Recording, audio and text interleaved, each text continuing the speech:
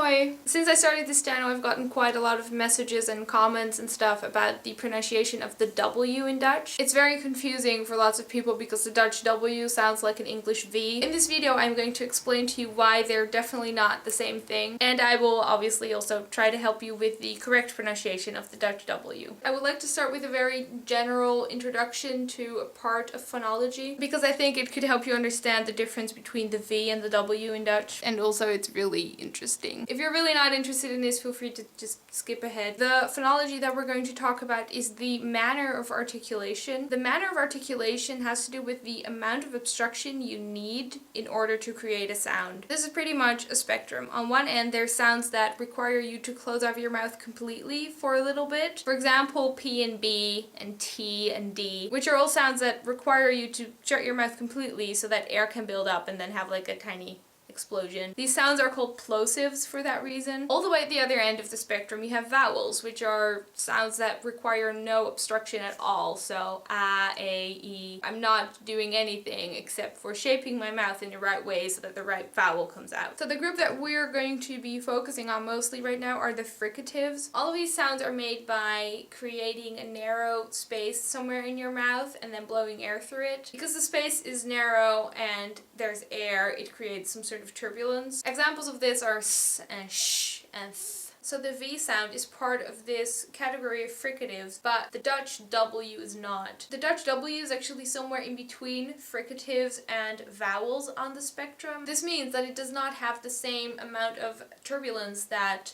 the English V has. More specific explanation of how to pronounce the W. You put your front teeth on your bottom lip, you use your voice, you use your vocal cords, and try to not use as much air as you would with a V. So, v instead of v, v, v, v, v, v.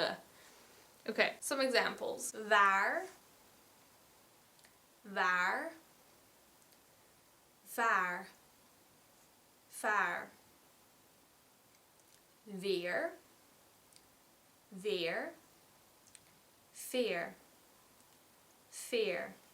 Wier, wier, vier, vier. Wol, wol, vol, vol. Something I want to add to this is that some or maybe most Dutch speakers in some or maybe most words don't really pronounce the V, but they use an F instead. So I would not say vier, but I would say vier.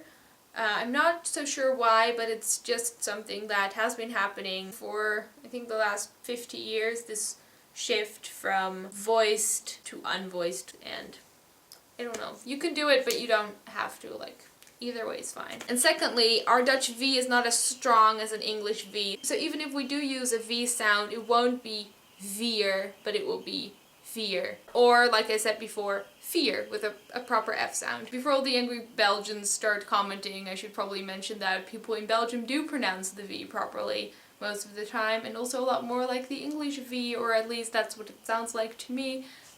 If you really want to know, ask them. That was all for today. Thank you for watching this quite long explanation of phonology. If you have any questions, leave them in the comments beneath this video, and I will see you next time. Doeg!